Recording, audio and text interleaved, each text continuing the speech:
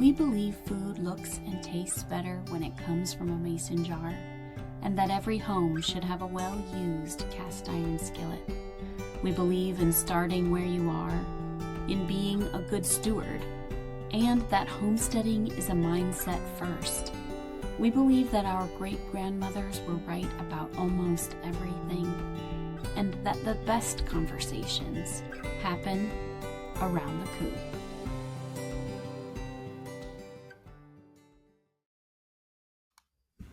Well, welcome everybody to episode number 8 of The Coop. Hard to believe we have been doing this for 8 months now. So this is our live monthly show where we host educational and inspirational conversations with the homesteaders and writers that are featured in and contribute to Homestead Living magazine, the ones who are at the forefront of this modern homesteading movement that we are all a part of. So welcome, welcome. My name is Anna Sikotsky, and I am the editor-in-chief of Homestead Living magazine. And today I am thrilled to be here with Melissa K. Norris, who is actually the co-founder of Homestead Living.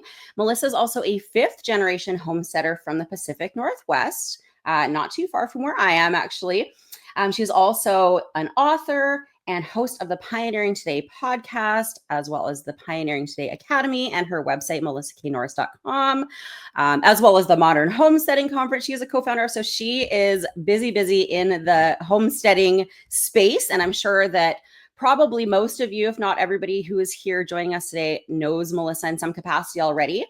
But today she is going to be here talking to us about food preservation, which is a topic that is really near and dear to my heart. And actually, Melissa was the first person who taught me how to preserve food a number of years ago now. So I'm really excited for this conversation. So here are a few things that we're going to be touching on today. So we're going to be talking about the 9 safe food preservation methods to store your harvest year round. And I'm going to have to see if I can guess the 9. I was trying to go through them and figure, I think I was 1 off, but there are 9 apparently. So we're going to go through the 9 safe food preservation methods to store your harvest year round. A primer on preserving all kinds of fruits, vegetables, and meats, how to make easy grab-and-go meals in a jar, an intro to the techniques of pressure canning and water bath canning. So we're going to kind of do a bit of a deep dive into canning, why you don't need to be a master gardener or even have a garden at all to start preserving your own food. And then we're going to talk about some tips and tricks to fit canning and food preservation into a busy schedule, because I know that that's something that we all struggle with. So we're all super busy with things already. And then you throw food preservation into that mix and it can be really overwhelming. So we're going to talk about how to actually fit that in and make it manageable in our lives as well. But before I properly introduce Melissa and bring her on, I would like you to know that the Coop today is brought to you in part by the only food preservation book you'll ever need. It's Melissa's book, Everything Worth Preserving. So if you've always wanted to preserve your annual fruit, vegetable, and meat harvest, but have been struggling to start, Melissa K. Norris has made that desire a reality for you with this book, with step-by-step tutorials, recipes, and simple to understand charts. You can easily master the generational skill of preserving food for your friends and family. Head over to homesteadliving.com/EWP, or you can click the link below the video. There should be a button right below the video. So if you have not got a copy yet, make sure that you grab a copy, and it'll be super helpful for you throughout the preserving season. It is actually one of the books that I reference often. And I just actually made a batch of the red pepper and garlic jelly the other day out of this book. So it is a fantastic resource to have. All right. So without further ado, I would like to introduce Melissa K. Norris. So again, a fifth-generation homesteader, author, and host of the Pioneering Today podcast and academy. She lives with her husband and 2 children on just under 15 acres in the North Cascade Mountains.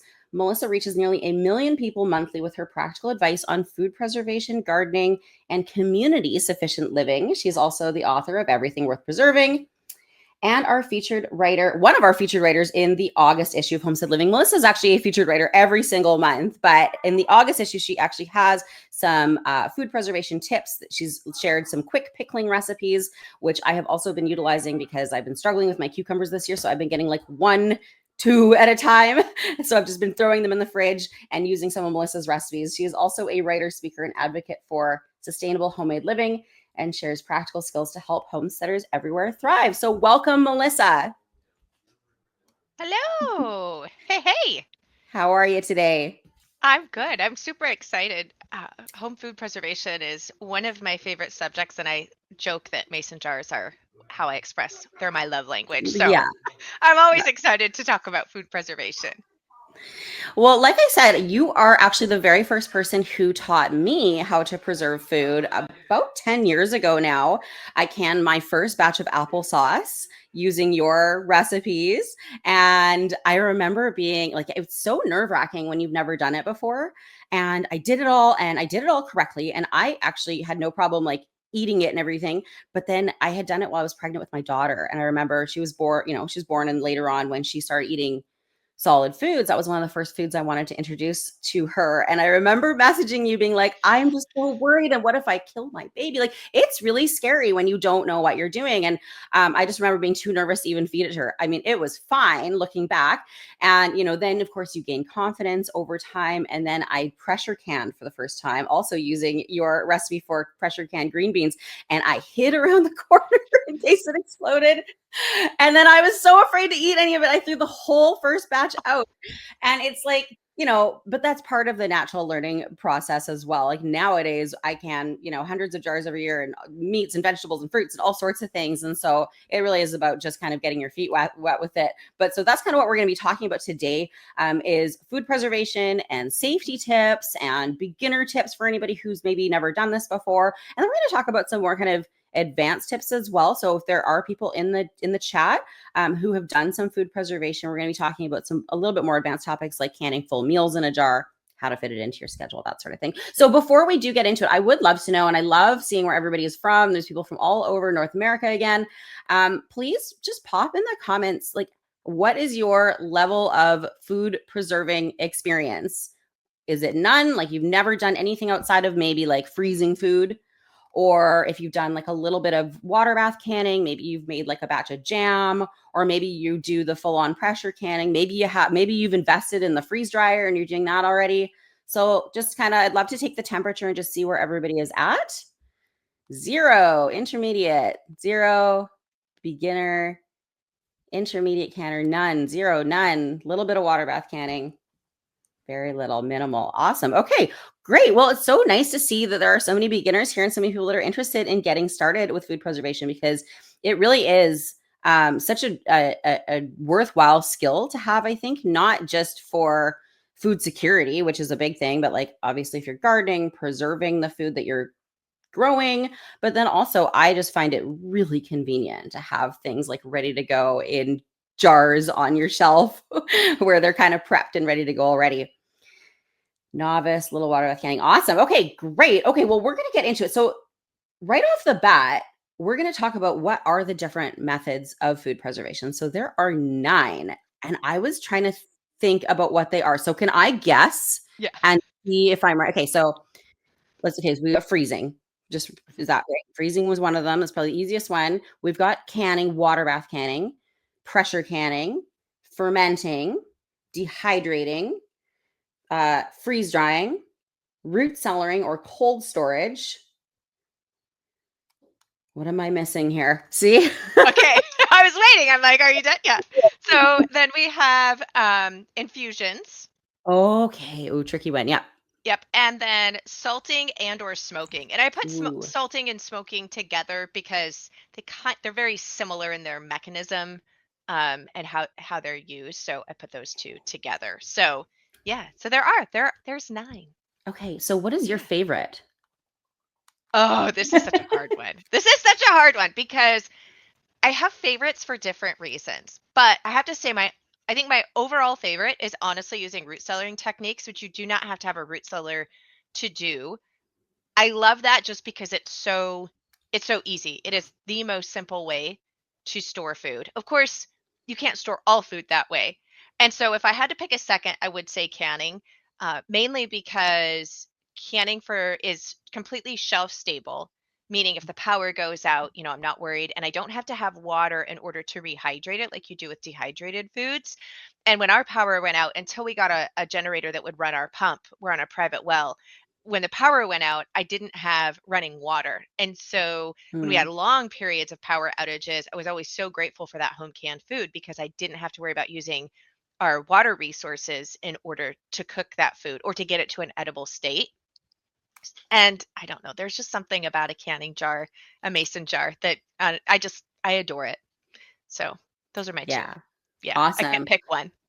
So, how do you then choose which method to use? Let's talk a little bit about well, first let's talk about the safety aspect of things. So, when it comes to fruits, vegetables, meats, how do you know which method is safe to use for which ones? Can you walk us through some of the different methods and which ones are appropriate for those different foods? Yeah. So not all forms of food preservation can be used safely on all types of food. Now, when it comes to using the freezer, a deep freezer, yeah, you can, any type of food you can put in a deep freezer, it's going to be fine. Mhm, Um, Almost all types of food you can freeze dry and it will be fine, with the exception of pure fats and honey, which honey is shelf stable on its own. So it's kind of silly. It's already in perfect form. mhm, But when it comes to our root cellaring, if you don't have a actual root cellar that has humidity and temperature control, so if it's just your home, which is what I do, then you're limited to onions, garlic, and pretty much winter squash for long-term storage, just at room temperature, because those don't require specific humidity levels, and they actually are more the if you have high humidity with those items, then that's actually worse than if you have cold temperatures. So they do fine at room temperature. When it comes to safety is really when we're looking at things where we are dehydrating them and then when we're canning. And mhm, for the most part with canning, it comes down to pH levels when it comes to being able to water bath or pressure can. And then, believe it or not all items can even safely be pressure canned.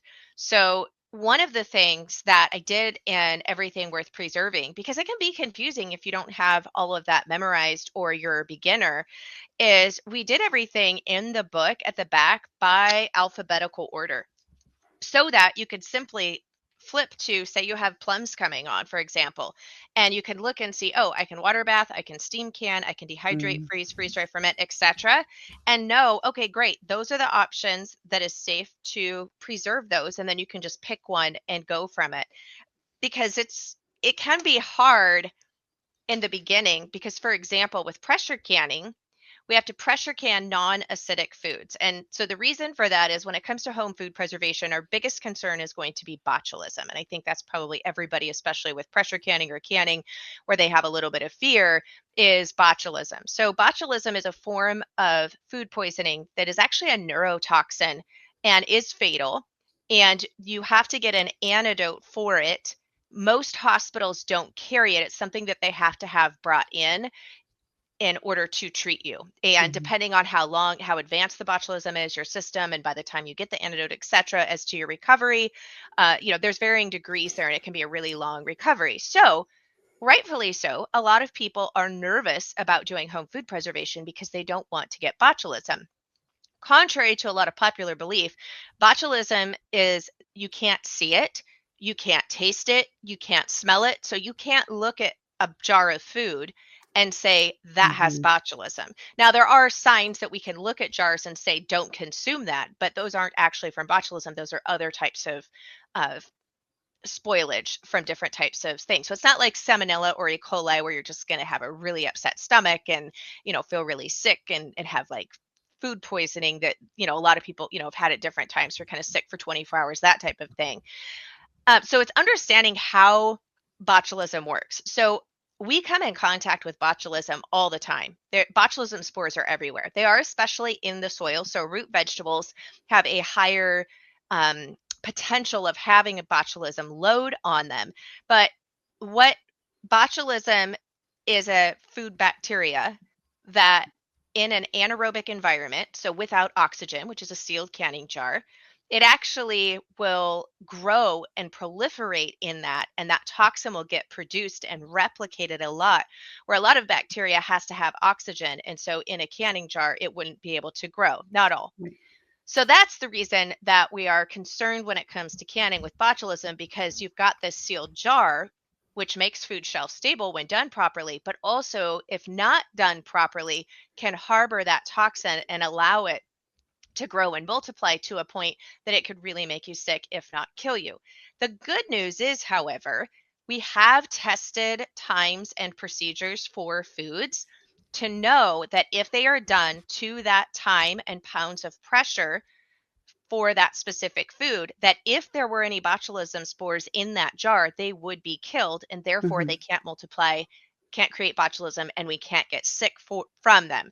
So if you're nervous about botulism, then learning actually all of these things and making sure you're using updated tested procedures, times, etc., and recipes, then that's your absolute best insurance to make sure that you don't get it. And it's actually really easy to avoid if you follow all of the steps. And that's where I don't prescribe to rebel canning, because it's not worth it to me. We rely on our home canned food, and especially in some type of an emergency, be it distribution issues where maybe transportation things go down. We've had mudslides that have taken out our main highways where we actually couldn't get to hospitals and were cut off, not only from our power being cut off, but actually being able to get out. And that's when we're relying on our home canned food. And there's no way that I would be willing to, in an emergency situation like that, risk myself or my family's health because I didn't want to follow tested procedures. So that's my stance. So anything that you will see in everything worth preserving or anything that I share comes from, we're going to use the tested methods to make sure we don't have to worry about anything. Yeah, that's a really good point, because I do see those groups out there, and I see, people sometimes going, well, I've done it this way for, ever, and we've always been fine, or, or my grandma did it this way and nobody ever died. But I always just feel like, well, yeah, but is it worth risking it? Because it's really not difficult to just do it the correct way, right? Or to just not let's talk just briefly about some of the things you just should not can at all, because I do see some of those things out there that I think, I wouldn't be putting that in a jar and then keeping it on the shelf. So what are some things that you should just not bother canning, period? Yeah. And my answer to that is, that's awesome. The jar didn't have botulism toxin to begin with, right? And so it's kind of like, we all know those people who have smoked cigarettes or chewed tobacco and they're like in their 90s and never got cancer. And like, that's great, but that doesn't mean that it wasn't without risk and that everybody will have the same thing. So as to the do not cans, even with a pressure canner, great question. So first off is understanding that when we're canning with pressure, so non-acidic foods, I feel like I need to back up just a moment. So botulism can't grow in acidic environment, specifically of 4.6 pH or lower. Remember, the lower the number on the pH scale, the more acidic it is. So it can't grow in acidic environment. So that's why we can safely water bath lots of fruits, and we can do pickles because the vinegar is creating that pH environment. So pH is a big part, but we also have density. Right. So we have to keep that in mind. And even with pressure canning, the reason that we use a pressure canner for those non-acidic foods is so that we can reach a high enough internal temperature to kill any botulism spores. However, all of the contents that are in that jar have to be able to come up to that temperature. And so that's where density comes into play, even with pressure canned food. So for example, pickled eggs. They are pickled, right? So we're like, you would think, oh, acidity wise, they're pickled. However, eggs are very dense, right? And so you can pickle eggs, but that's for cold storage. So that's like in the fridge. We don't want to can pickled eggs and leave them at room temperature in a sealed jar, because they have tested positive for botulism, because the egg is so dense that the acidity can't get to the center of the egg in order to raise the center of the egg all the way to that 4.6 pH level or less. Yeah. So don't can your pickled eggs. And even with pressure canning, we have to keep density in mind. The next thing would be, we don't do with home pressure canning. And I say that with home pressure canning because commercial pressure canners can reach much higher temperatures than home canners can. And that's why you'll see on store shelves, there are things like sweetened condensed milk is canned and pumpkin pie filling is canned, etc. But that's because those are commercial canners and they have the ability to reach higher pounds of pressure than you can with a home pressure canner. So not doing any types of grains like rice.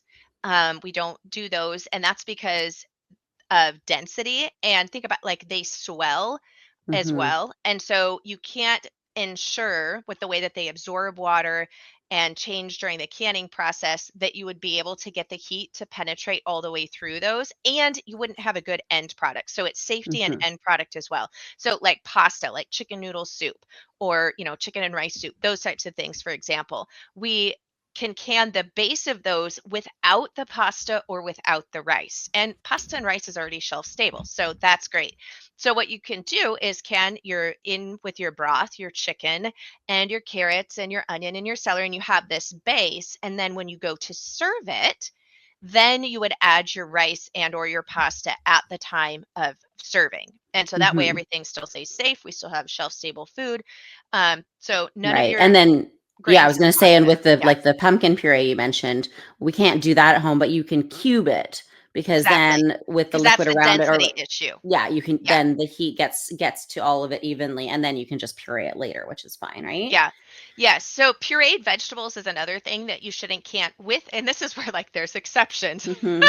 With the exception of a split pea soup recipe, where some of the split peas you're pureeing and putting in the jar, but that recipe has been tested very specifically for the pureeing and the time that it's processed and the density, so we know it's safe. So where we can't do is like refried beans. You can Mm-hmm. can beans and then puree them at the time of serving to make homemade refried beans. But you can't just puree up any type of soup or any vegetable, pumpkin, for example, and then pressure can it because of the density. So cubed pumpkin, 100%. You can beans, do homemade canned beans. I do want to talk about the beans though for a moment because I see a lot of this shared online, and you don't take dried beans and put them in a jar in their dried format and then top it off with water and pressure can it. Mm-hmm. And the reason for that is because we all know how hard dry beans are. It's why you have to soak them and you have to cook them for a really long time to get them rehydrated and fully cooked all the way through. So our tested recipes for pressure canning beans has been from either doing a quick soak or a long soak method. So the long soak method is just like if you were soaking beans overnight to cook them in a slow cooker on your stovetop all day. The hot method is where you put your beans, you cover them in a pot of water, bring it to a boil, let them boil for 3 minutes, turn it off, and let them sit with the lid on for a specific amount of time. And then you rinse them. And then you do bring them back up to what's called a hot pack. So that means that the food is hot and has been heated to a specific temperature and goes in the jar and then directly into the canner and is processed. So that's the difference between when someone says hot pack versus raw pack. Right. Raw pack food is at room temperature.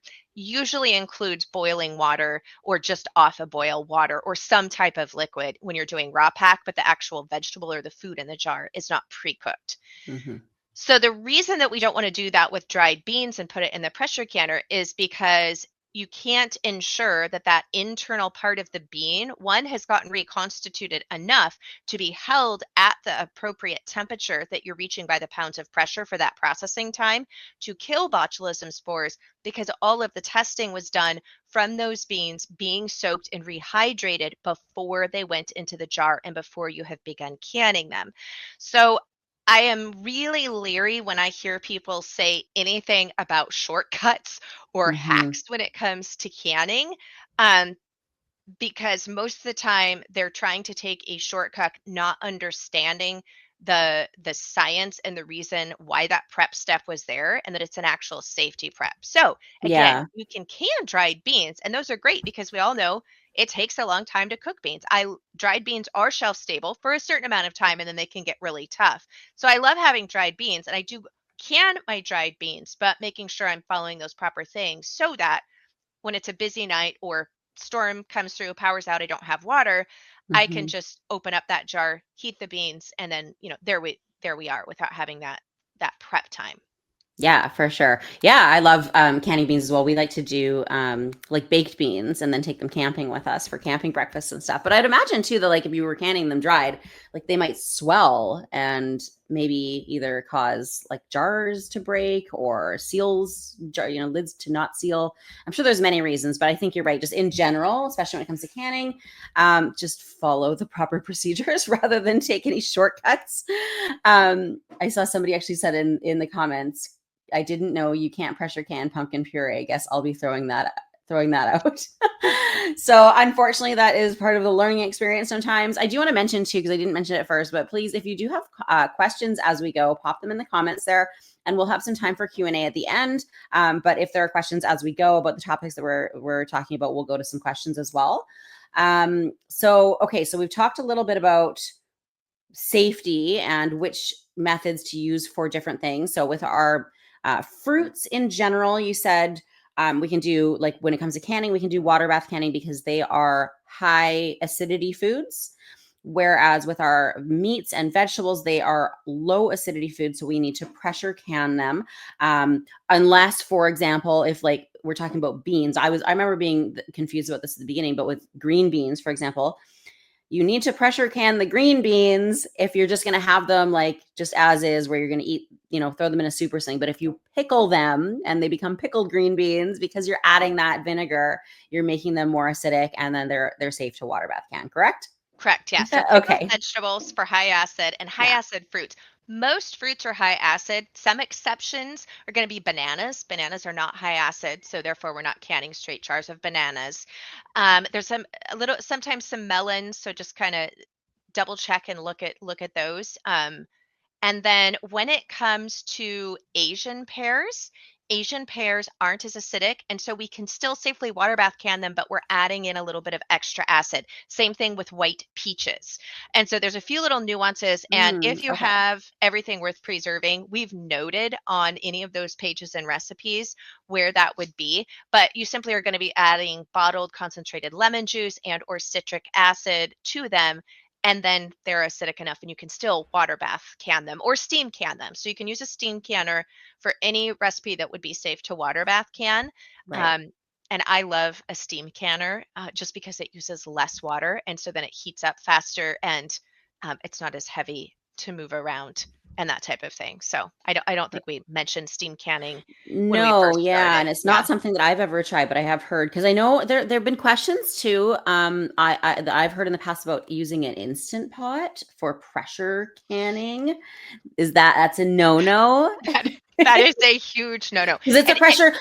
So let's just touch on that quickly, because there are pressure cookers and there's pressure canners. So what is the difference? Are they interchangeable? So you can pressure cook in a pressure canner. You cannot pressure can in pressure cookers, which I know sounds very confusing. So here's the difference. A pressure canner, you have to have the ability to change the pounds of pressure, because based upon your altitude, your pounds of pressure will change. So if you are sea level or below sea level to 1,000 feet above sea level, then you will be pressure canning your meats and vegetables at 10 pounds of pressure. If you are 1,001 feet above sea level and higher, and you're using the weighted gauge, then you're going to be canning at 15 pounds of pressure.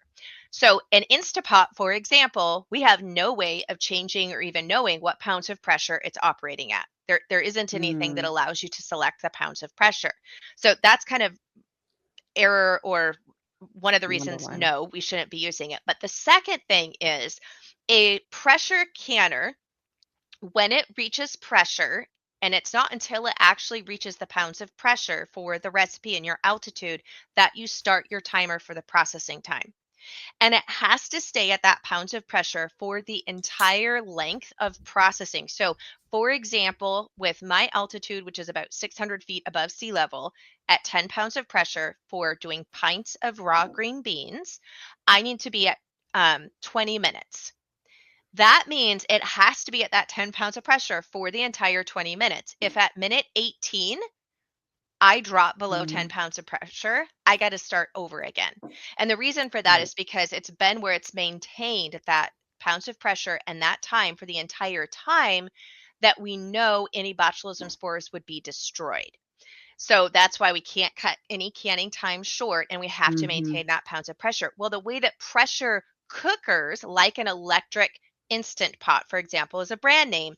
The way that those operate is they don't maintain the pounds of pressure the entire way through. So their pounds of pressure can fluctuate, and that's fine for cooking. It's obviously, I love an Instant Pot. I use the Instant Pot often, but you can't use it for canning because it doesn't maintain pounds of pressure, nor does it allow you to select pounds of pressure based upon your altitude. So okay. Yeah. Yeah, that makes a lot more sense. I actually didn't know what the reason was. I know not to do it, but that makes a ton of sense. So quickly, I'm just going to go to a couple questions. So Sherry had asked about pressure canning pears. So this is, 'cause I know that pears are a fruit. Typically, we would be water bath canning it, but you did mention that there's a type of pear, for example, that's a lower acidity pear, and so you're needing to add some lemon juice to acidify it. Would you ever just consider pressure canning something like pears or fruits? Yeah, so that's a great question. So when it comes to using your pressure canner for fruits, you actually can pressure can fruit, but you're going to do it at 5 pounds of pressure, which equals to what you would be doing basically with water bath. The reason I personally typically don't usually pressure can my fruit, even at the 5 pounds of pressure, is it can be really easy to overcook the fruit when you're pressure canning, and then it's mushier. Um, and I don't want my half of a pear slice or a peach slice when I pull it out of the jar to completely disintegrate, right? Like if I wanted pear sauce or applesauce, then I would just do that from the get-go. So it can be easy to have more siphoning too with fruit. So siphoning is when you've followed the headspace indications of the jar. And usually with fruit, it's anywhere from a half to a quarter inch, depending on the recipe that you're doing, if it's a jam or jelly or like I said, like a your halved pears, peaches, etc. So siphoning is when after it's processed and you pull the jar out of the canner, you've lost quite a bit of liquid. And if you've lost more than half of the liquid in the jar, then it's not shelf stable and needs to be put in the fridge or consumed relatively quick or the freezer.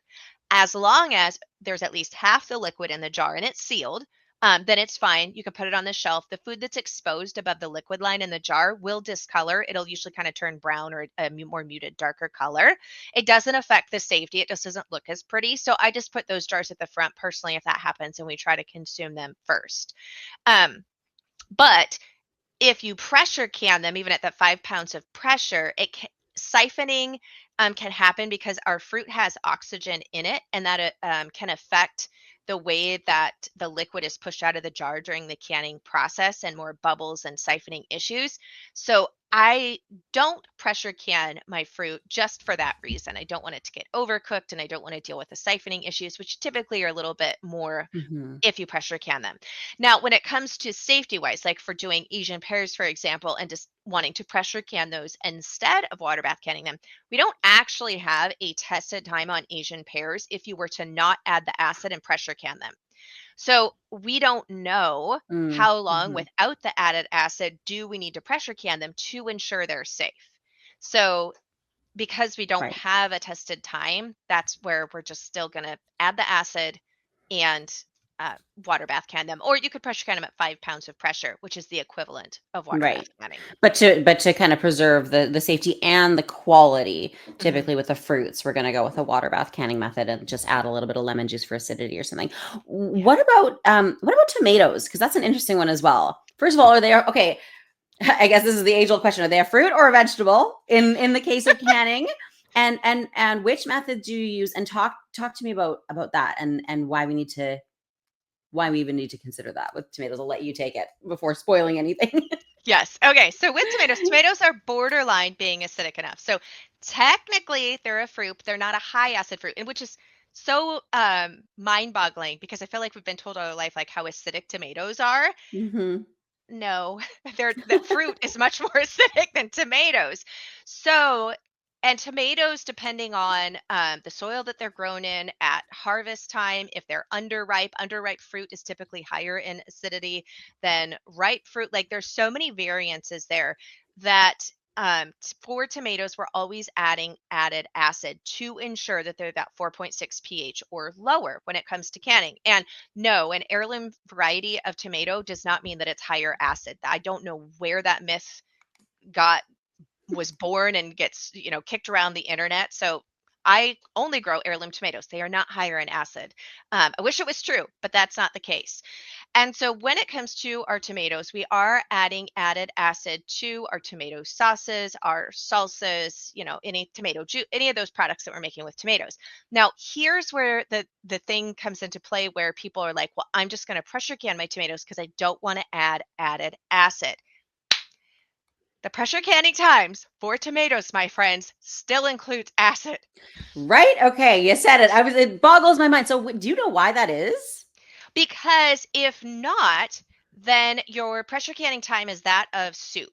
So instead of with Ah, added acid pressure canning time, depending on if you're doing tomatoes in their own juices where you're really packing them super tight, or if you're doing them or like a hot pack method, there is a little variance on the time there. Um, you would have to pressure can them if you're not adding acid, like you were doing a vegetable soup, mm, which is, depending on the size of your jar, usually anywhere from an hour to an hour and a half processing time. Versus if you add your added acid and are pressure canning them, it's like 25 to 35 minutes, depending on, again, which type you're doing. right. So you Okay. have to like double or even longer your processing time if you're not adding acid. So the problem comes in when people see the pressure canning time for tomatoes and they don't realize it still calls for added acid, and they try to Mm-hmm. pressure can it to that lower time, and they Mm-hmm. don't add in the acid, and they don't realize that's a problem because Right. that time was established with the added acid. Yeah. Got it. Okay. So you can water bath can a lot of, not all, but like a lot of tomato products with added acid, or you can pressure can, but you still have to add the acid. And Mhm. that's typically in the form of lemon juice, correct? Yeah, Or bottled citric from acid, bottled. concentrate. Yeah, Right. And and the why? Why reason can't you for just that, yes. squeeze, yeah, fresh lemon? I love this question because I had it myself. I'm like, why does Yeah. it always say bottled? So the reason for that is same thing. There's different varieties of lemons, and depending on at what time they are in their ripening stage, you um, harvest them. They have different pH levels, and so there's no way that we could come up with a blanket time because of all the variances of the pH level. And unfortunately, the little pH like litmus test strips, test strips that you can measure pH levels with at home, those aren't accurate enough for canning. I really Mm, wish that they were, but they're not. mm, So it's not like you can just go and grab your lemon off your tree or from the store and litmus test it and be like, oh, yeah, this is XYZ pH, so therefore I can add this. So bottled lemon juice from concentrate, it's all the same pH level. So that mhm. way they can safely say, no matter what the recipe is, if you're using bottled lemon juice from concentrate, I'm just throwing this out there as a random example, use 2 tablespoons per jar and you will reach the pH level that's needed. Using Right. fresh lemons, we can't guarantee that. So that's why it's bottled lemon juice from concentrate, because it's just that straight across every bottle is the same pH level. Now, you can use citric acid as well. So citric acid you can use, and you can also use vinegar. When you're using vinegar in canning, it has to be 5% acidity or higher. So you can use 6%, but you can't use lower. So sometimes specialty vinegars, and I've seen a few photos online. I have not personally seen this in any of our grocery stores, that some vinegar is now being made to 4% acidity. All Mm, of your canning recipes are done to a 5% acidity vinegar level. So make sure it says that.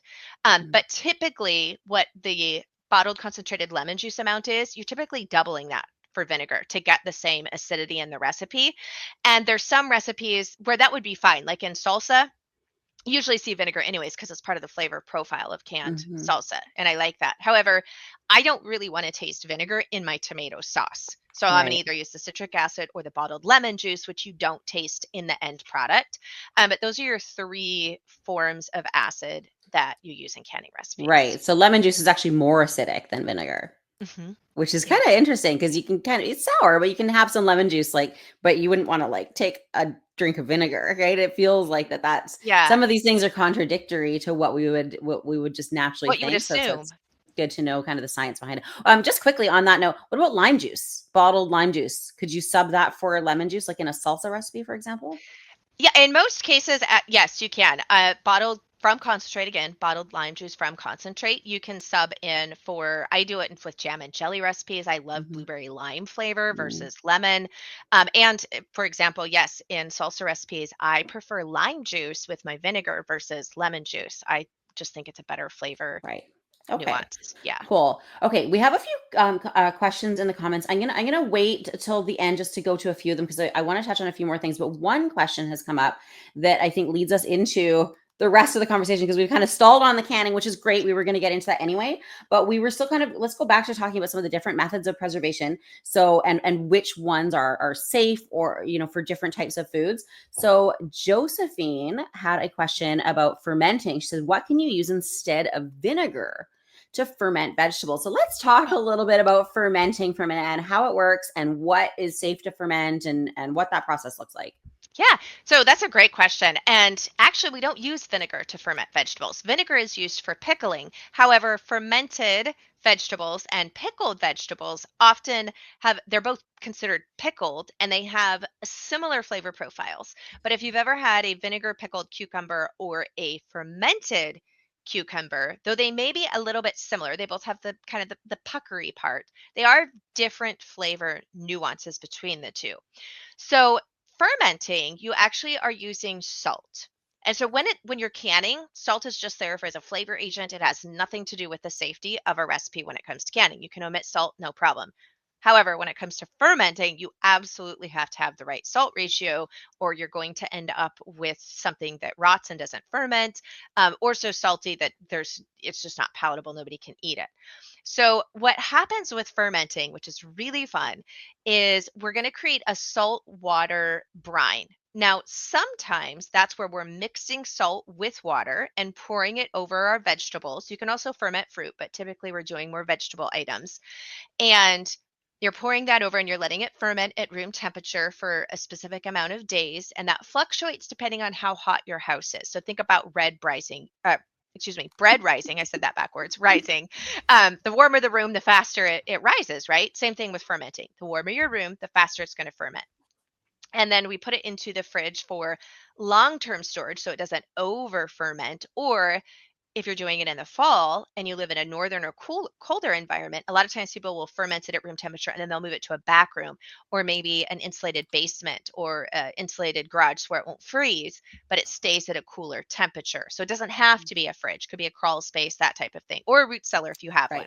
one. Right. Yeah. But what happens is it's really cool. So you have the salt, and the reason that we use the salt is because until our lactobacillus bacteria begins to grow and multiply and actually ferment our food, the salt is there to help keep at bay bad yeast and bad bacteria and molds.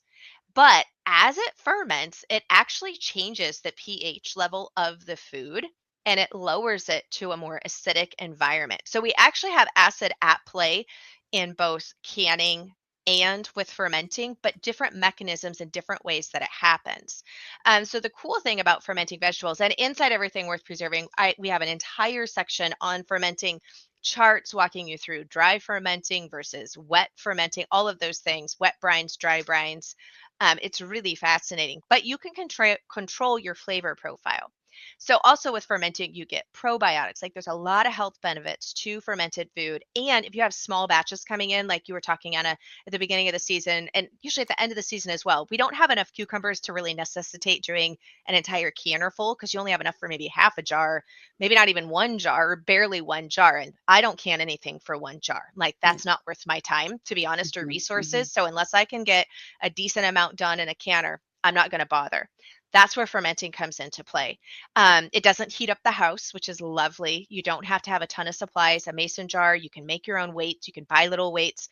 It's really economical and easy to do. And it's great for small batcher when you're in a hurry. So I'll actually be picking my first cucumbers tomorrow. Will be coming on, and I always ferment the first few jars because again, I don't have enough to do more than like maybe a quart at most in the beginning. Yeah. So I love fermenting if you're pressed for time and or you don't have a lot of produce at the moment. Like it's my favorite way.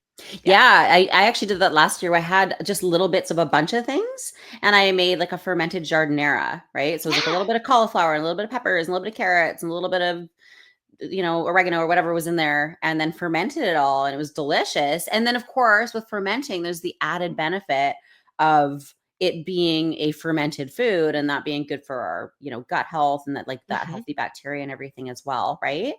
Yes. Yeah. And it's a lot cheaper than buying store-bought probiotic pills that Yeah. oftentimes don't even have the live bacteria or they've started to die off. So yeah, I'm a huge proponent. I love fermenting. Yeah, for sure. Me too. So we've done now canning, fermenting. We've talked a little bit about root cellaring and just storing foods at room temperature if you don't have a root cellar or basement or whatnot. And then there was also dehydrating and freeze drying. So we won't go too far down into that road right now. And actually, we're going to be having Carolyn Thomas on from Homesteading Family on the Coop next month, and we're going to be doing more of a deep dive into freeze drying. But can we just touch on those quickly? And first of all, what are the safe foods? Because you mentioned that like most things are safe for freeze drying, but not everything for dehydrating. And what is the actual difference for people who might not know between just dehydrating and freeze drying foods?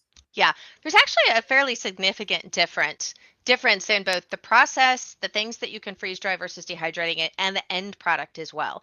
So most people are very familiar with dehydrating. We have been, as humanity, dehydrating food as a form of food preservation since the beginning of humanity. It's a very old form of food preservation. Same with fermenting and even root cellaring.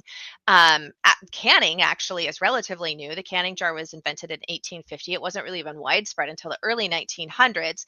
And as freeze drying at home, really the past 10 years. So it's kind of still at the brand new infancy stage as far as kind of mass across the home front. So when it comes to freeze drying versus dehydrating, they both are using the action that actually makes the food safe and shelf stable by removing the moisture. So you're removing the moisture and getting it to a specific moisture level where bacteria and harmful organisms, yeast, molds, etc., can't grow because there's not enough moisture. So with dehydrating, we're just simply pulling that out using sometimes air drying, depending on like if it's an herb, you can easily dehydrate herbs just at regular room temperature. When it comes to doing vegetables and fruits, most folks are using a dehydrator.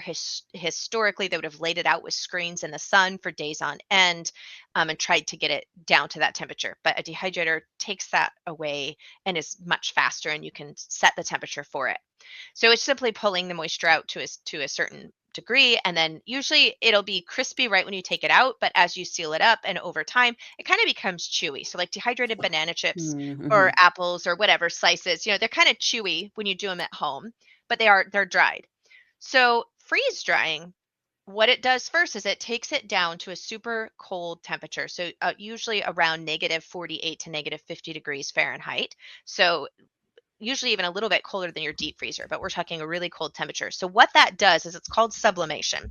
So the moisture that's in the food becomes vaporized. So inside the chamber where you've put your food, when it reaches that temperature, the moisture is vaporized, and then there's a pump that kicks on and it sucks out the vapor. So it sucks the moisture out, and then it switches over and it dehydrates the food. So if there's any moisture left, and it takes it out of the freezing state, so it's going to basically take it from being frozen with the moisture out to room temperature, and then to whatever the dehydrating temperature is, which is usually about 125 degrees Fahrenheit. On your freeze dryer, you can pick what that final temperature is. So it creates much less moisture content than dehydrated food, but it's really crispy. And so it's really crunchy, and it stays that way provided you've sealed it up in your storage. If it's introduced to oxygen or air, it will start to absorb it, and it can become kind of chewy. So it's this really light, airy, crunchy texture, which I love. Like the apple chip, they're actually crunchy. I freeze Or dry. bananas, Yes, right? You're they're not like crunchy. chewing on them. They're And I yeah. freeze dry peppers, like green bell peppers. And when I sprinkle them onto like salads, it's like a crouton, but it's peppery and crunchy. And anyways, so I do love freeze dried food, but it is a different texture. Then of course you can rehydrate it, and etc. So the interesting thing though with freeze drying food, unlike food that's being dehydrated where the moisture is being solely sucked out, it doesn't shrink. So it is very lightweight. However, the size of whatever you put on the tray coming out will stay that size. And that was kind of a surprise to me the first time, because I'm used to like dehydrated cherries, right? They shrink up. Freeze-dried fruit doesn't. It stays the same size. So anyways, that surprised me. One of the other things with our freeze-dried food versus dehydrated food is you can safely freeze-dry raw meat. Now, you wouldn't eat it from raw. You would reconstitute it and then cook it. But with dehydrating, you can only dehydrate safely cooked eggs, for example. You can do raw eggs with freeze-drying, which I love. So when the chickens are laying like crazy in the summer months, I can freeze dry raw eggs, and then later I can use them in my baking. Whereas dehydrated scrambled eggs, you can't use in baking. That's weird and would taste gross. So there is some of those nuances. With the freeze dried food, like I said, you can do raw meats. You can do all different kinds of leftovers that you really can't do with dehydrated foods. So it gives you a larger range of things that you can do. And I prefer the texture. So think of the texture with freeze drying if your purpose is to use it in cooking and not to just Mhm. eat it in its freeze dried state like a snack or something. Um, it's going to be like frozen and then thawed vegetables when you go to cook it. Whereas dehydrated vegetables, in my experience, even when you rehydrate them, there's still a slightly chewier texture than just Mhm. frozen vegetables that you've then thawed and cooked. So I prefer freeze dried. And like, oh my gosh, freeze dried mushrooms. If you like mushrooms, you guys, freeze dried mushrooms are divine. You just put a little bit of moisture on them and then cook them. And it kind of intensifies the mushroom taste, which if you like mushrooms, which I do, Mhm. you're like, oh, buddy. But I can put up a ton of mushrooms, even wild mushrooms, with the freeze dryer in comparison to the dehydrator. And canning, you can can domestic mushrooms. You can't can wild mushrooms because wild mushrooms, there's so many different sizes and densities that there's not been where somebody's actually tested each type, like a lion's mane versus a chanterelle versus a Mhm. morel, to say this amount of time at pounds of pressure is safe. So domestic mushrooms we can safely can at home, but not wild mushrooms. So I use my freeze dryer for all of our wild mushroom foraging harvest. Yeah. Okay. And then with freeze drying, I believe you can freeze dry a lot of dairy products safely, but is that not the case with dehydrating or? It's a different if it's a different it's a oh my goodness, words are hard. It's a different texture wise too. And so I haven't done a lot of regular dehydrating of my dairy products, but I do freeze dry milk, I freeze dry cheese. And then with dehydrating versus freeze drying, with freeze drying, you can't freeze dry straight fat. So like you can't freeze dry a cube of butter, for example. But if you have butter in something, Mm. or cheese in something, and you can freeze dry cheese because cheese isn't straight butter. I mean, it Mhm. has fat in it, but it's not like just the rendered fat. Um, and so that I will do quite often. I'll do lattes, those types of things Mhm. for when we're traveling or the power goes out, where it's just a quick homemade hot chocolate. I'll make homemade hot chocolate so that I know exactly what's in it, not the junk from the store. And then we'll freeze dry that so the kids can have just a fast, like homemade hot cocoa freeze dried Yeah. mix, that type of thing. Cool. Okay. Well, we'll get into that in a lot more detail next month when we Yes, focus yes. specifically on the freeze drying, but that's really good to know. Okay. Now, just real quickly, we'll just go over like just what's your method for actually just deciding what methods to use because there are certain things that like lend themselves to a lot of different types of food preservation methods. So, for example, we went out and picked a whole bunch of strawberries this year, and then I was like strawberries are one of the things that we just consume a ton of because there are so many ways to consume them, and so I actually really had to think about it before I dove in. Like, how am I going to preserve these? How do we want to enjoy these throughout the year? And so we did some jam, we did some pie filling, we did some freeze drying, we did some dehydrating because of the differences you just talked about, like we want some that are like freeze dried that we can throw in like cereals, that sort of thing. Hmm. But then I wanted some dehydrated because I like that texture for snacking. And then we just put some in the freezer as well for smoothies and stuff. So we did it in a bunch of different ways. So some of these foods do lend themselves to different methods. So what's your like strategy or what advice would you give somebody who's trying to decide like what method do I choose for this? Yeah. One is exactly what you said. The end product. How do we like to eat this? How is it Mm. that we act? What is our favorite way of consuming this? And so that is my number one thing that I first look at. So for us, especially like say with tomatoes too, and I also look at the versatility and I look at the storage space that I have. So for example, with tomatoes, I know that tomatoes will sit at room temperature for quite a while, actually, depending on their stage of ripeness. And so I'll look at what we've harvested and I'll be like, ooh, are these almost close to being overripe or are they just ripe and they've got like a few days? And if they've got a few days and I have other items that need to be dealt with right then and there, then I'll deal with them. Um, but for the tomatoes, I know that for us, the most versatile thing for me is tomato sauce because I can then simmer that down to make tomato paste later if I need tomato paste for a recipe. If I want to make tomato soup, then I'll mix that with broth and make tomato soup at a later date. Spaghetti sauce, I can just add my spices. Same thing with pizza sauce. So my main goal when it comes to the tomato harvest first is to make tomato sauce, even before salsa or anything else. So then the next thing I look at is how much space do I have in my deep freezer? Because If I've got enough space in my deep freezer to toss the tomatoes, then when I pull them out and thaw them, the skins just slip off. And so when I'm canning, then I don't have to actually like blanch them, hot water bath, all of that. It's just a lot faster process for me, and I can deal with them later. Whereas like if cucumbers are coming on, you need to make your pickles as close to harvest as possible so that they stay crunchy and crisp, because they can, even in the fridge, they're going to start to get that sogginess, and you're not going to have this crunchy pickle once they start to turn soft, no matter what you do. So I like to kind of look at what my options are with them, as well as what that end product is. I pick the most versatile form first, and then once that quota of what I want us to have for that amount is, then I'll move on, to the next based upon how we like to eat it, how I plan on using it, and that type of thing. Like your example with the strawberries was perfect. Perfect example of Yeah. that. And well, and Yeah. it takes some time to figure out, I think, too. Like I've done, in years where I've done not enough or whatever. I'm like, oh, yeah, I know now that we need this many jars of jam. That's usually our first go to, either the freezer, having them in the freezer, or the jam. And then you're right. Once we've hit that quota, then I know any excess, I can do the next thing, and so on and so forth. Okay. I think we're coming up on the hour mark, and I still have some more questions, but so do our guests here. So I want to go to a few of these and make sure that we are answering some questions. So maybe we'll try to move through them quickly so that we have time to cover everything. Okay.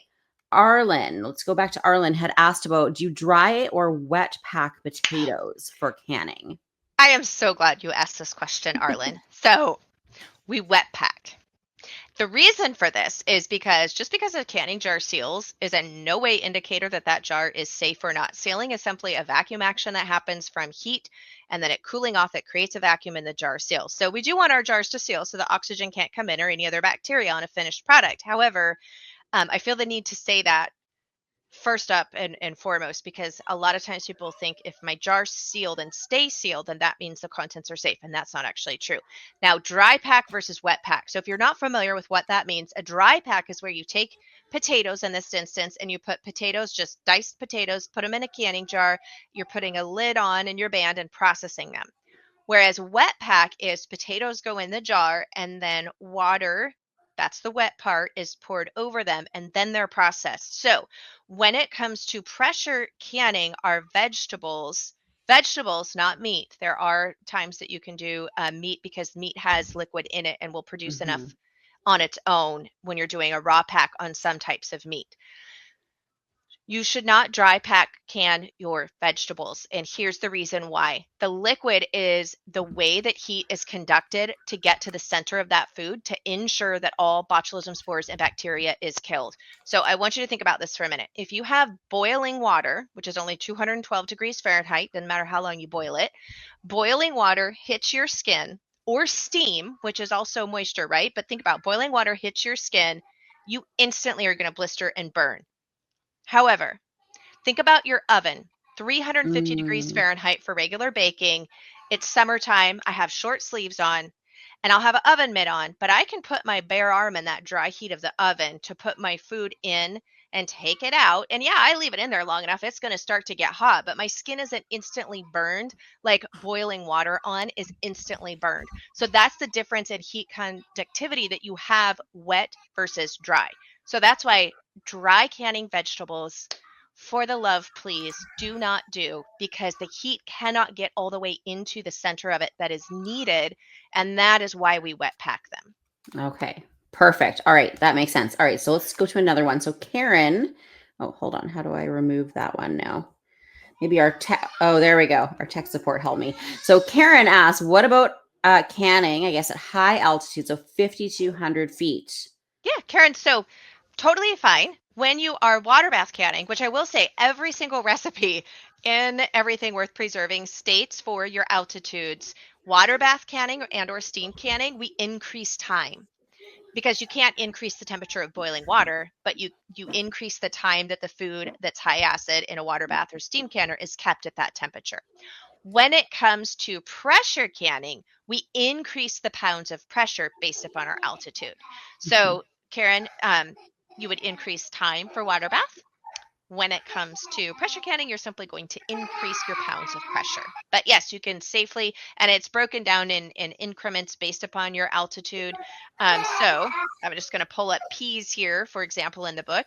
Your altitude adjustment for pressure canning is if you are using a dial gauge, then you increase by 1 pound for every additional 2,000 feet in altitude if you're 1,001 feet above. If you're using the weighted gauge, you simply just go to 15 pounds of pressure.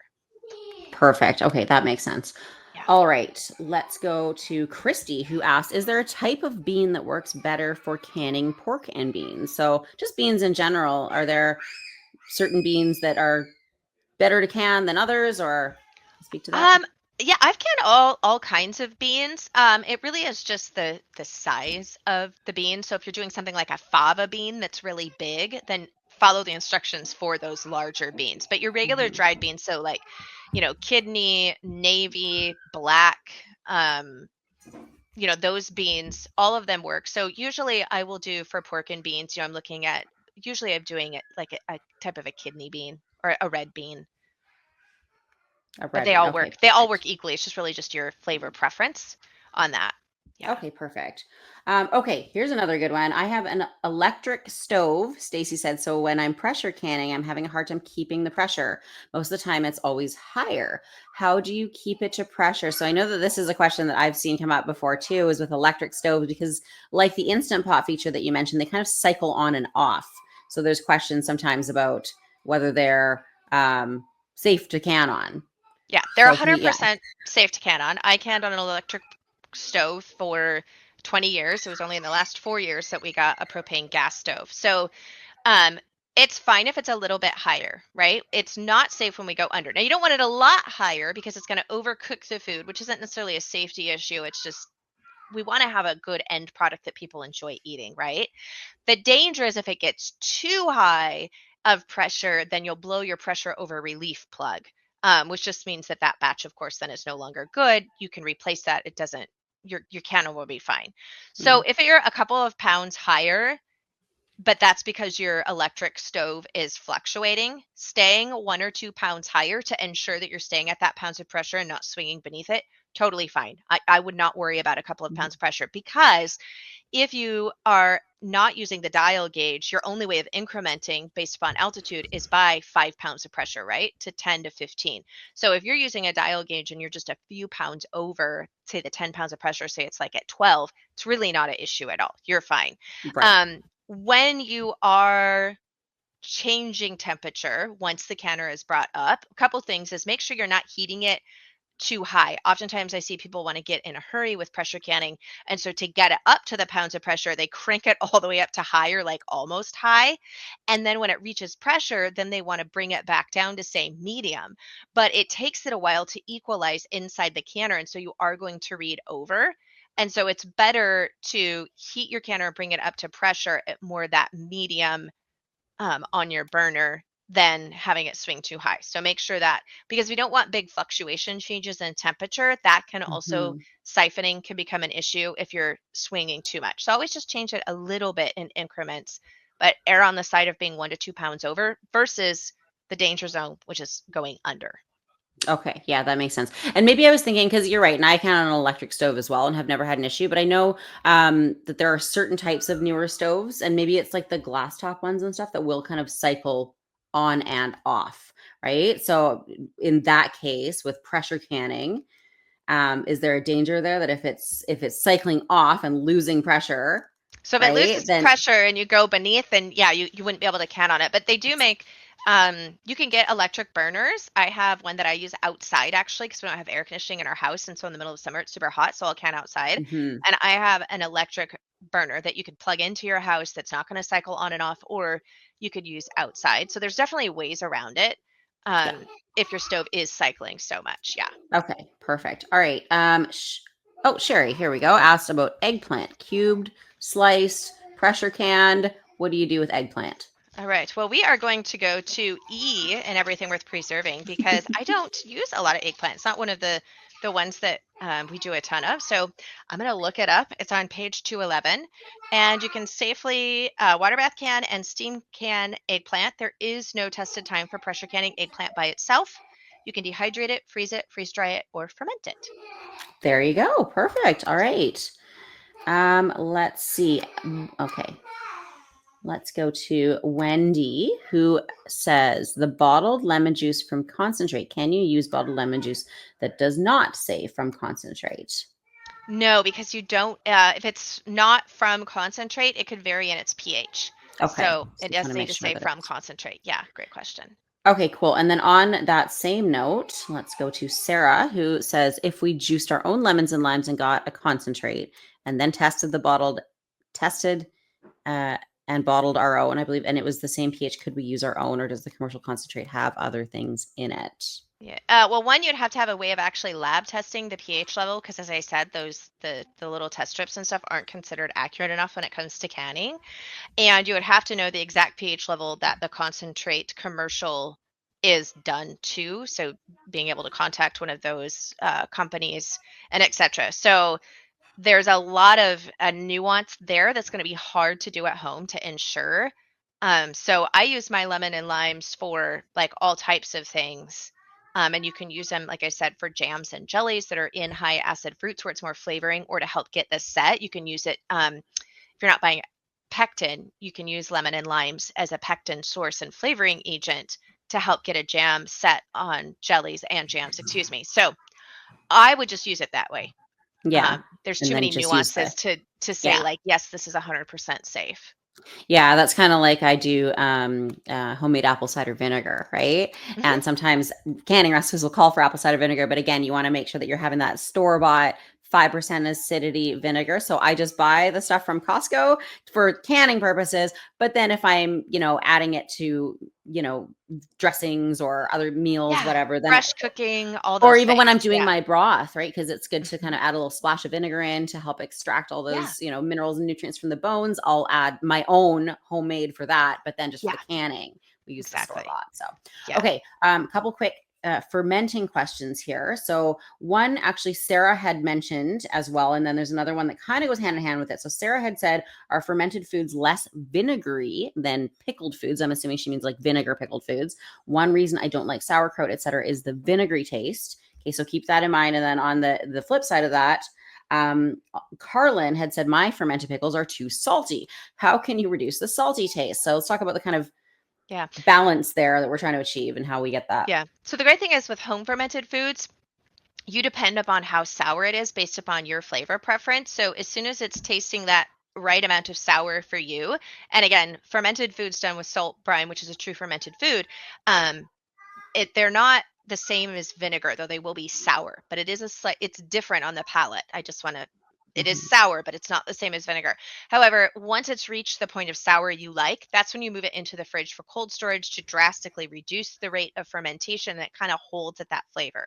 So you control that. And so I don't actually like most store-bought fermented foods, in all honesty. I don't like sauerkraut from the store. Um, However, I love my homemade because I control the sourness of it. Mhm. Now, for the salty part, so Carlin, so one is making sure you're using the correct salt percentage to your fermented foods. So we've got charts in Everything Worth Preserving that go through what the percentage should be, how much salt to ensure bad bacteria doesn't grow based upon the foods. So beet kvass is 2%, sauerkraut is 2%, whereas hot sauce is 5%. So there's different percentages. And we also have, if you're like, well, I don't know what 2% is, we've done that for you. It's 5 grams of salt to 1 cup of water. So we've got massive charts in here. So I don't know what fermented pickle recipe you necessarily were using or the salt type. So it could be too much salt for that. Mhm. Um, Also letting it ferment long enough. So if you do your saltwater brine and you were to taste test something like day 1 or 2, especially with cucumbers, it would be too salty. You'd be like, whoo. But as it ferments, that does tend to mellow a little bit. So without knowing what type of salt, the percentages you were using, the recipe, etc., I don't know if it was too much salt or not. But generally that's the case. The other thing that you can do, of course, is if you're like, oh, I think these are too salty. So say you have a batch you did and you're like, well, I don't want to throw them out, but they are salty. Is to simply rinse them at the time of use. So pull out the cucumber, give it a good rinse. And then if you're eating it on something, like think in like chicken salad or tuna salad or a potato salad, right? Then you would just not put as much salt in to that food. Mm-hmm. Or if you're having it on a hamburger because you've got like the cheese and all the other flavors that you would get in a hamburger, then if it's somewhat salty, it's not as noticeable. Mm-hmm. So there's a couple different ways you could still use that food if it was too salty. Perfect. Okay, makes sense. Okay. Sandy just said I tried fermented cranberries. I'm afraid to try them. So real quickly, we've talked about canning and the safety considerations with canning. What sort of safety considerations are there with fermenting? Because I know that Yeah. this comes up quite often because we're literally just like putting food in a jar and submerging it beneath a saltwater brine, but then we're leaving it there and it's aging. And I think sometimes that gets confused with like rotting, or how do we know if it's Yeah. gone bad with fermenting and if it's safe? With fermenting, you'll know it's went bad because it will smell so putrid that there would be no way you could even taste test it. Now, fermented food does smell fermented, right? So there is a sour scent to it, but that's different than like putrid, Mm-hmm. like gag in your mouth Yeah. at the first whiff. So you'll Mm. really know. Now, with fruit, I do have even fruit. Like I do a fermented cranberry sauce. Oh my gosh, it is so good. With fruit though, because it has a higher sugar content, obviously than vegetables, you typically don't ferment it as long as at room temperature. And then with fruit, it doesn't mean it's bad, but what can happen is if it over ferments, it gets effervescent, which I like in a kombucha where I'm trying to get in a drink. I don't necessarily want the mouthful of my cranberries fizzing in my mouth. Mm. That's kind of weird, and it's usually a Yeah. little too sour. So that's kind of it. So usually with our fruit ferments, you're just letting them be at room temperature for a day or two, and then you're going to bop them into the fridge. But Okay. you'll know because it will smell so bad and generally look so bad that you're like, whew, like Lord, no, I can't even taste it. Like that's how gross Yeah, this that was is. my first batch of sauerkraut. I remember I didn't have it all submerged right, and it smelled like feet, and it was like pink and sludgy. Yeah. Okay, let's just get back. I want to cover a few more things here, and then we'll finish up the questions before we wrap up. Okay, so let's talk a little bit about combination meals. So when it comes to pressure canning, you can pressure can. We've already got over. You can pressure can vegetables. You can pressure can meats. You can pressure can broth, for example, but you can also pressure can all these things together. So first of all, we've kind of touched on like some of the things that you shouldn't can. Like for example, you mentioned chicken soup. We don't want to add the noodles or the rice. If we're doing wild Mhm. rice soup or something Yeah. like that, we'll add those later. But you can all of those other elements together. Now, again, if you're following a tested recipe, like usually that should all be in there, the correct time zone. But what is the general rule? Like, what is kind of the golden rule when it comes to canning things in combination with each other? Like, how do we know if all of the things that are in there are safe to can and how long we should be canning it for, et cetera? Yeah. So that's a great question. So when you're doing a combination recipe, is all the ingredients have to be ingredients that have their own tested singular processing time. So for example, we don't pressure can broccoli. One, it would be so mushy, it would be disgusting. There is no safe tested time for it, etc. So I love, a chicken and broccoli cheddar soup, but there is no safe canning time for dairy nor broccoli. So I know I can't can that soup. I will also say pressure canning is not a way of preserving your leftovers. And the reason for Mm, that is because your leftovers are fully cooked. And we have already talked about, even with pressure canning, there is density issues that come into play with safety. And that's why we've got the specific times and procedures of hot pack versus raw pack for each of these vegetables. So for the meat and vegetables that are already have approved safe canning times, you can do a combination of them, provided that you're canning to whatever the longest pressure canning time is ingredient. Um, and so you can follow tested recipes. In fact, we've got combinations, some soup recipes in Everything Worth Preserving, and you'll see those. But that's the key key part. So, for example, if I'm wanting to do a vegetable soup and I've got potatoes and green beans, all of those have individual canning times, tomatoes, right? That's fine. But I can't can it to the green bean time because that's only 20 minutes. I've got to go to that longest ingredient processing time. So usually for most of your soup recipes, depending on the ingredients that are in it, it's going to be a minimum of 60 minutes in pint size. And also when you're doing combination recipes, depending on the food that's in there, and again, the density, some recipes will say and only give a pint time and not give a quart. If it doesn't give a quart, you can't put it in a quart and can it to that pint time. It has to be done to the jar size time indicated. Now, Mhm. if it said a quart, this is for any canning. If it says a quart, you can always go to a smaller size jar, but you process it at the same time for the quart. That's fine. But we can't scale up and process it at the same processing time. Okay. All right. And so that all being said too, like combination meals, is it safe to can like our own combination meals then if we're following that rule and just going, okay, like this is all the ingredients in here are safe to can on their own, or there's tested canning times for their own, each ingredient, and this is the ingredient that needs the longest time is such and such, so I'll can it to that. Or is that all we kind of need to know then to safely can our own meals, or would you still recommend like finding a tested combination meal recipe and following those specific instructions? Yeah.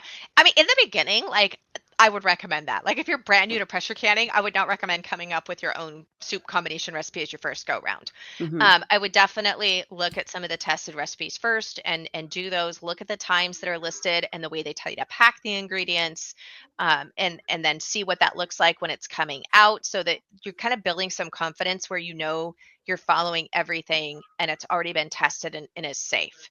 That being said, like there's some soup recipes that maybe it calls for peas, and I don't have peas in the garden, but I have green beans.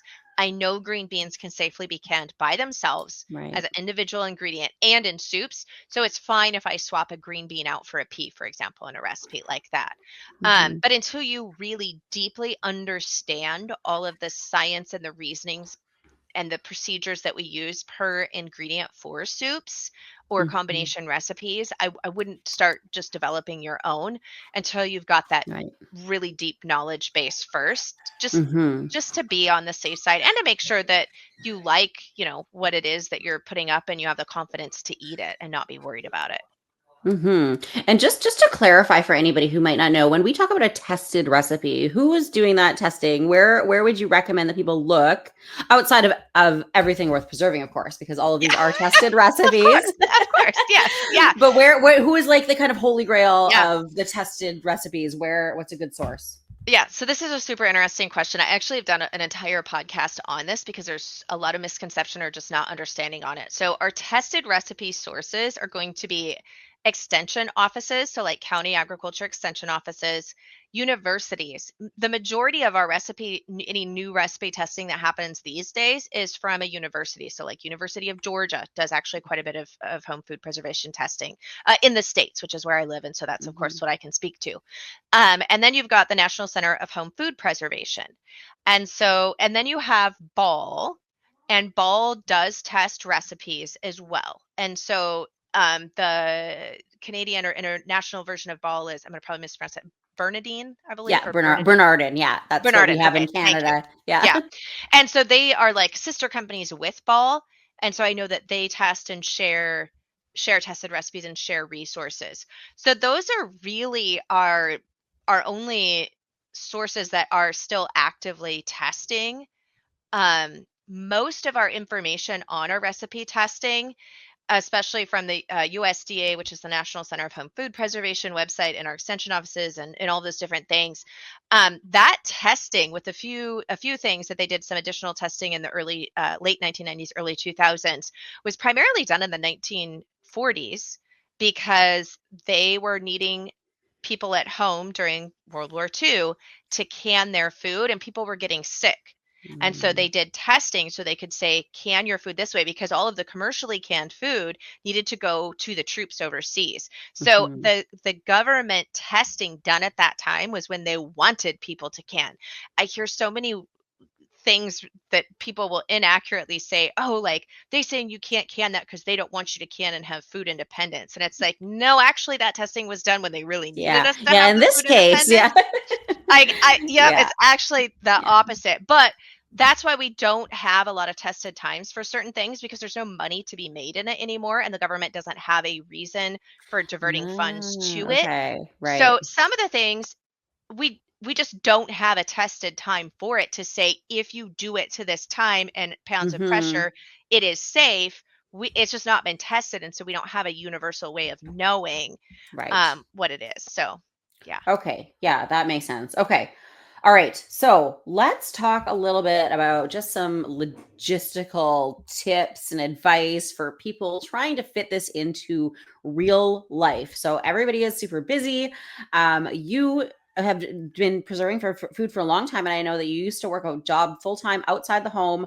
Now you're home, but you're running multiple businesses. Like, you are busy and you're still finding a way to fit food preservation into your life. So what are some tips that you have for people for how to actually make this work without being super overwhelmed by it? Yeah, that's a great question. So I still follow the principles, honestly, that I used when I was, commuting 36 miles and working a day job. And so I very little do I have 2 to 3 hours straight that I can devote to canning something start to finish. So what I mean by that is, typically what we'll do is in the morning I'll go out, or sometimes it's at night for the next day.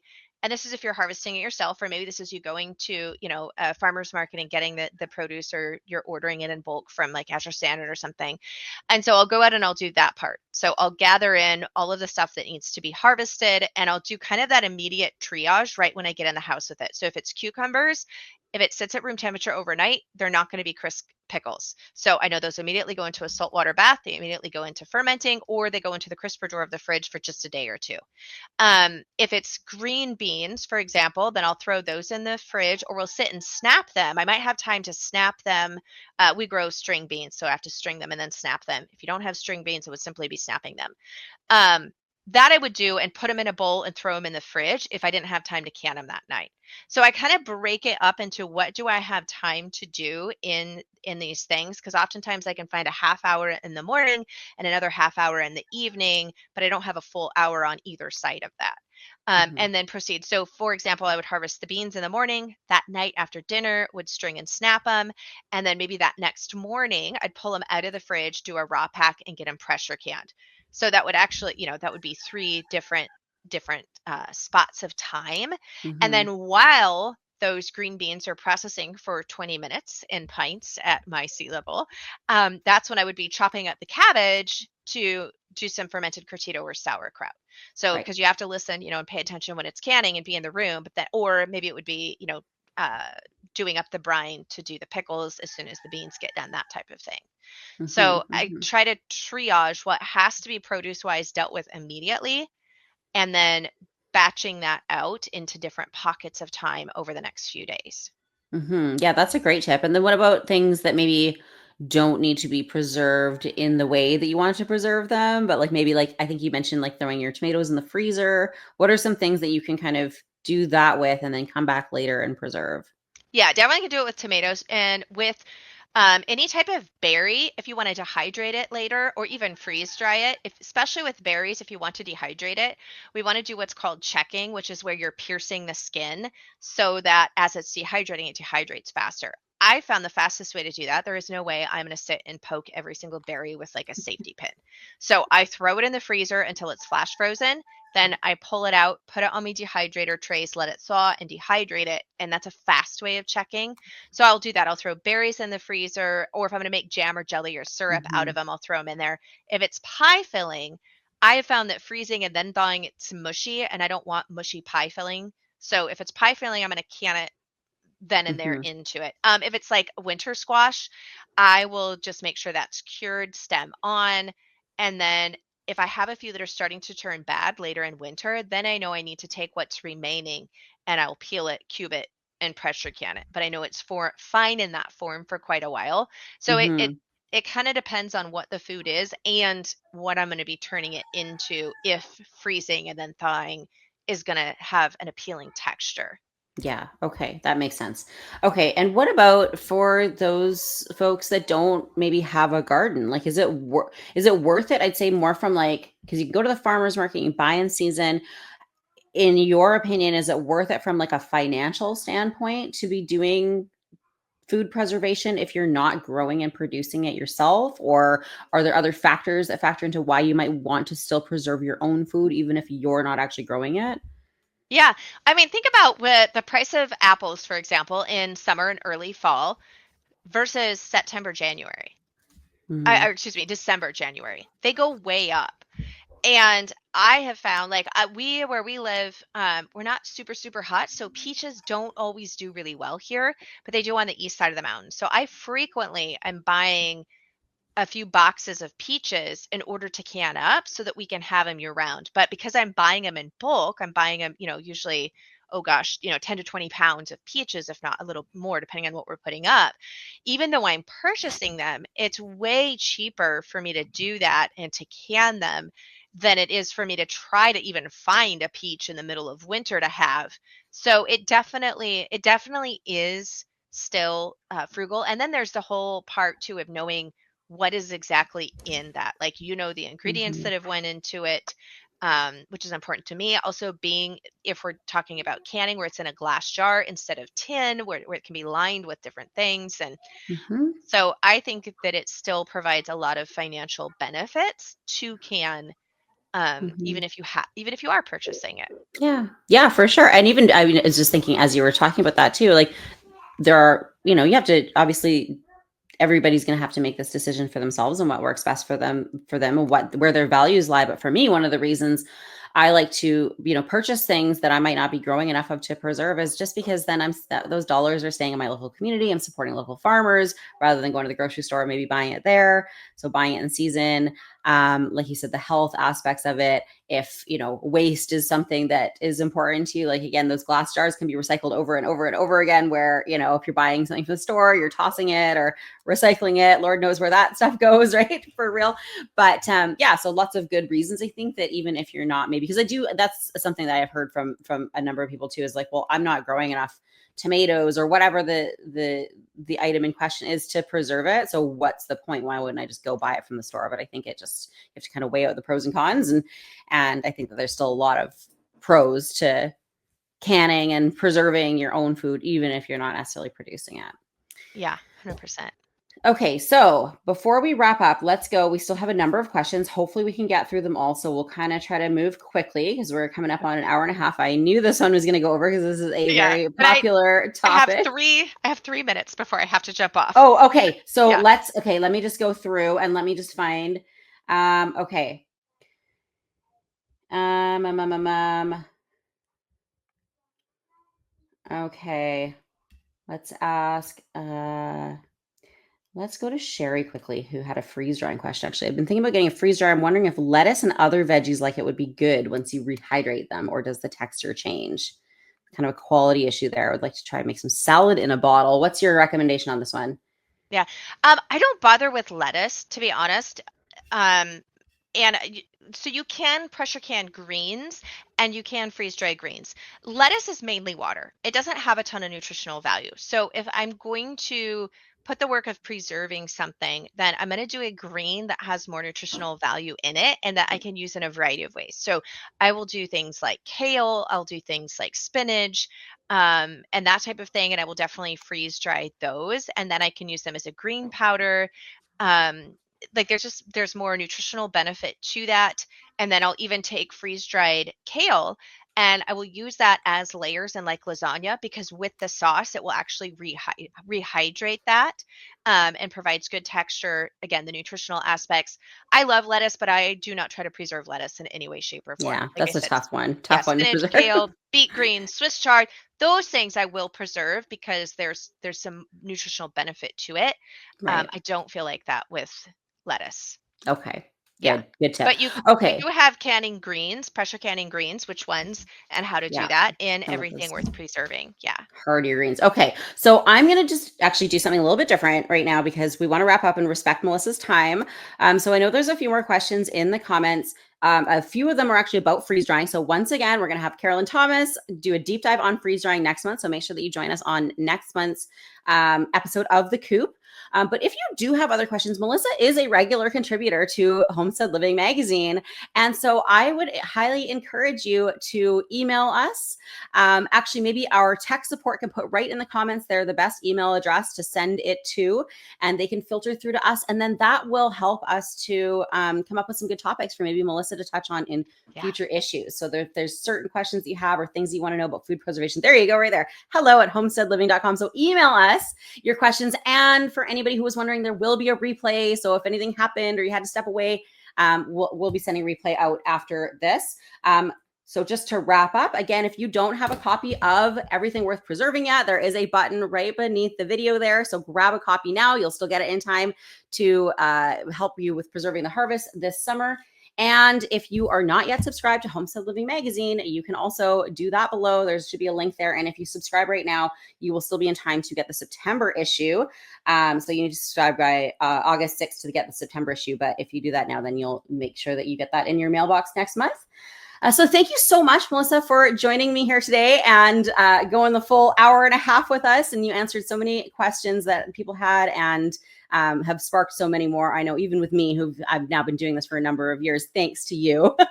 There were so many things that I'm like, oh, we could go down that rabbit trail. Like, there's so much to know about home food preservation, but really the best way to get started is just to get started. So thank you for the encouragement and advice today. And we'll see everybody again back here on The Coop next month. Carolyn Thomas, Homesteading Family. We'll talk all about freeze drying. So thank you everybody for joining us. Thanks, guys. Bye.